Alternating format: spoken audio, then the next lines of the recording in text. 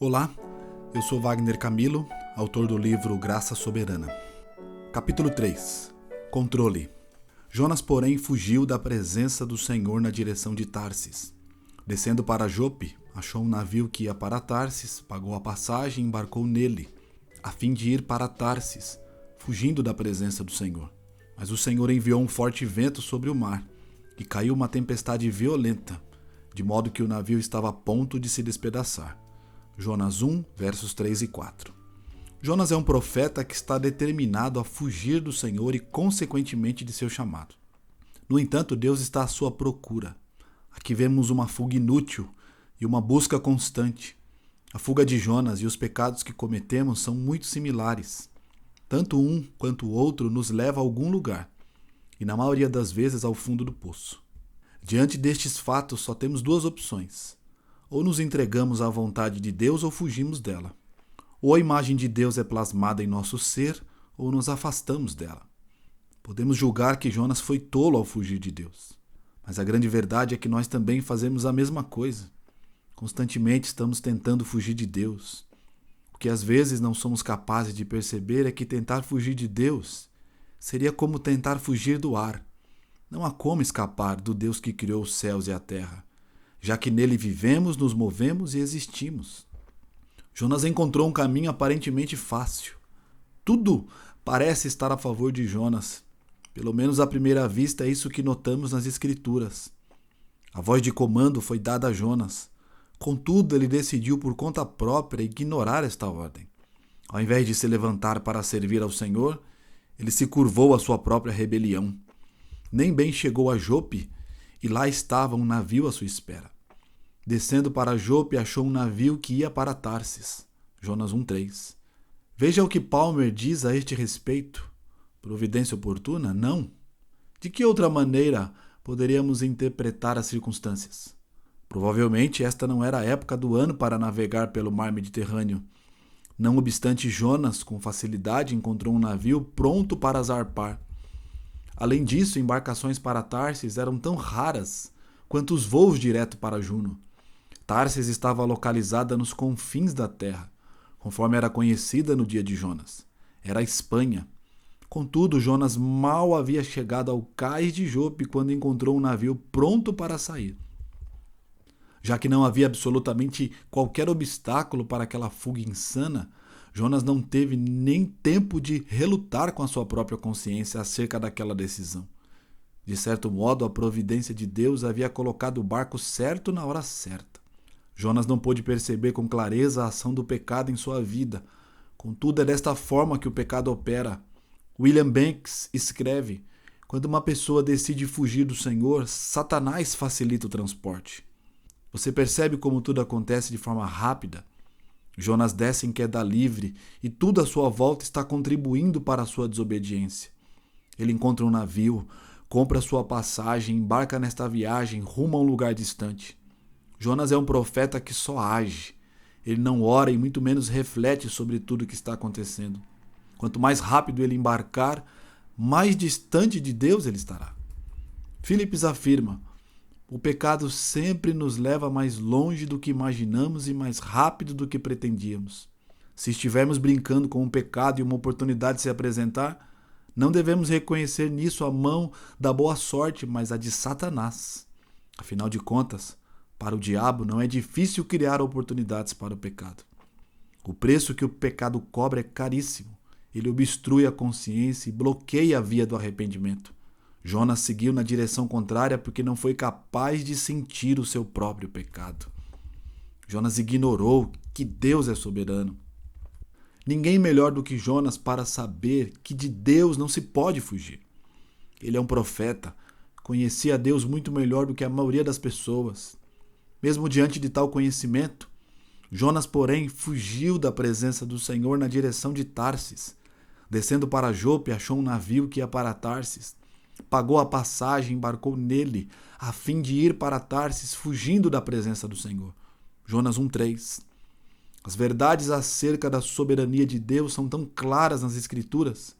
O salmista expressou isto ao dizer: para onde me ausentarei do teu espírito? Para onde fugirei da tua presença? Salmos 139:7. O Deus a quem Jonas servia é um Deus onisciente.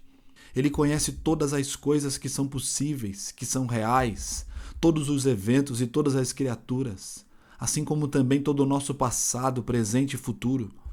Absolutamente nada escapa à sua atenção. Nada pode ser escondido dos olhos santos de Deus. O conhecimento que Deus tem acerca de tudo é perfeito. Ele jamais erra. E não há criatura alguma encoberta diante dele. Antes, todas as coisas estão descobertas e expostas aos olhos daquele a quem devemos prestar contas. Hebreus 4:13. E diante deste Deus, todo ser humano há de prestar contas. O pastor puritano A.W. Pink se expressou acerca de Deus da seguinte forma: embora ele seja invisível para nós, não somos para ele. Nem as trevas da noite, nem as cortinas mais espessas, nem o calabouço mais profundo podem ocultar o pecador dos olhos do onisciente. Jonas é um profeta que está desafinado com a sua própria vocação. Ele foi levado a pensar que quanto mais distante estivesse de Deus, mais desobrigado estaria de sua missão. Segundo Hernandes Dias Lopes, a sua teologia está em desacordo com a sua prática. Ele professa uma coisa e vive outra. Jonas é um homem em conflito e contraditório. Ele tem uma mente ortodoxa e uma conduta herege. A voz de Deus veio até o profeta, e como já vimos anteriormente, ele tratou de fugir. A expressão Jonas, porém, fugiu da presença do Senhor, revela este fato. O que percebemos a seguir são as ações de Deus. Jonas se sentiu no direito de fugir do Deus que o havia chamado para esta tão honrosa missão. O que vem a seguir no versículo 4 é a prova de que em nenhuma circunstância, seja ela qual for, o homem tem a última palavra. Diante das ações de Jonas e de sua rebelião, veja o que a Bíblia diz. Mas o Senhor enviou um forte vento sobre o mar e caiu uma tempestade violenta, de modo que o navio estava a ponto de se despedaçar. Jonas se demitiu de seu cargo como profeta, mas o Senhor não aceitou sua demissão. O navio em que Jonas estava era o alvo do Senhor. Não havia meio ou caminho pelo qual esse profeta conseguisse escapar. Deus amava tanto a Jonas que não permitiu que ele tivesse êxito. O fracasso nunca nos desobriga da responsabilidade de servir. Se Jonas pensou que poderia escapar com facilidade, se enganou completamente. Uma grande tempestade veio ao mar, e ela não veio por acaso. Deus foi o agente da tempestade. Jonas agora não está mais no controle da situação. Ele está sendo controlado pelo mar, de modo que a tempestade foi um sinal claro de que ele não poderia fugir da presença divina. O próprio Jonas, ao ser questionado pelos marinheiros sobre todo aquele incidente pavoroso, declarou em alto e bom som as seguintes palavras: eu sou hebreu, adorador do Senhor, o Deus do céu que fez o mar e a terra seca. Jonas 1:9. O profeta Jeremias declara esta mesma verdade. Assim diz o Senhor, que estabeleceu o sol para iluminar o dia e determinou que a lua e as estrelas brilhassem à noite, que agita o mar de modo que suas ondas rujam. O seu nome é Senhor dos Exércitos. Jeremias 31:35. Jonas estava neste momento sob uma dura ação disciplinar. Não há coincidência em tudo isso. É pura ação de Deus. O mar não pode ser sua rota de fuga, porque Deus estava no mar. Hernandes Dias Lopes afirma que Deus não enviou a tempestade para destruir Jonas, mas para fazê-lo retornar ao caminho certo. As tempestades de Deus são pedagógicas. Elas nos tomam pela mão e nos colocam no caminho de volta para Deus. Conforme escreve Phillips, Deus tem uma arma específica para cada cristão rebelde. Como ele demonstrou no caso de Jonas, ele tem um meio para obstruir nosso caminho pecaminoso. Pode ser uma reviravolta avassaladora no emprego. Pode ser uma doença fatal. Pode ser uma depressão na alma. O plano de Deus era claro e evidente: impedir que Jonas continuasse na direção oposta àquela que havia sido determinada por Deus. A tempestade enviada por Deus foi tão forte que o navio estava a ponto de se despedaçar. Aprendemos com isso. Deus não pode ser enganado. Que possamos aprender a depender de Deus. Haverá momentos em que Ele nos castigará para que assim reconheçamos que não vale a pena fugir de sua vontade. Deus não é motivado por sua ira, mas por misericórdia. O propósito de salvar Jonas de sua ignorância e rebeldia era a mais pura demonstração de paciência e graciosidade. Você e eu não podemos premeditadamente rejeitar as ordens de Deus, já que nenhum dos planos de Deus pode ser frustrado. Obedeçamos a sua soberana voz. Não somente confiemos em Deus, como também descansemos em sua vontade. Se Deus o chamou para ser uma bênção, tome muito cuidado para não se tornar uma maldição. A rota da desobediência sempre será uma rota de maldição. Segundo Hernando Dias Lopes, um crente desobediente é extremamente perigoso. É pior do que um ateu. Dionísio Pape afirma que quem foge da vontade de Deus logo se sente cercado por circunstâncias que parecem fatais. A viagem toda azul se torna tenebrosa. Quem viaja na contramão da vontade de Deus está a caminho de uma grande tempestade. De certo modo, somos altamente responsáveis por certas decisões. Muitas delas colocarão não só as nossas vidas em risco, como também a de outras pessoas que nos cercam. Foi assim com Jonas. A tempestade afetou tanto a Jonas como aos marinheiros daquela embarcação. Atitudes erradas sempre nos colocarão em dificuldades. Segundo Warren Wiersbe, Jonas deixou de ouvir a voz de Deus. Não lemos que veio a palavra do Senhor a Jonas, mas sim que uma grande tempestade caiu sobre as águas.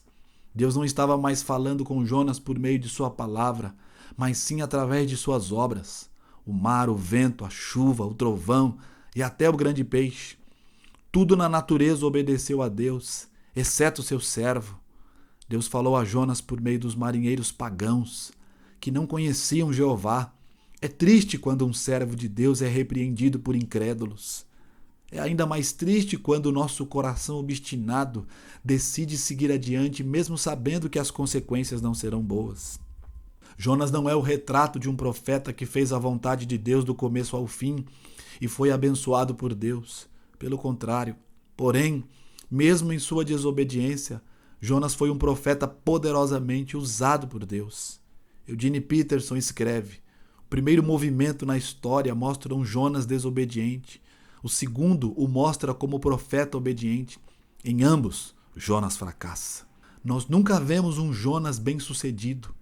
Ele nunca acerta. Acho isso um tanto reconfortante. Jonas não é um modelo a ser seguido. Contudo, ele é um modelo que mostra a minha e a nossa ineficiência. Nesta história, Jonas não é o personagem central, nem muito menos o grande peixe. Deus é o centro de tudo o que acontece.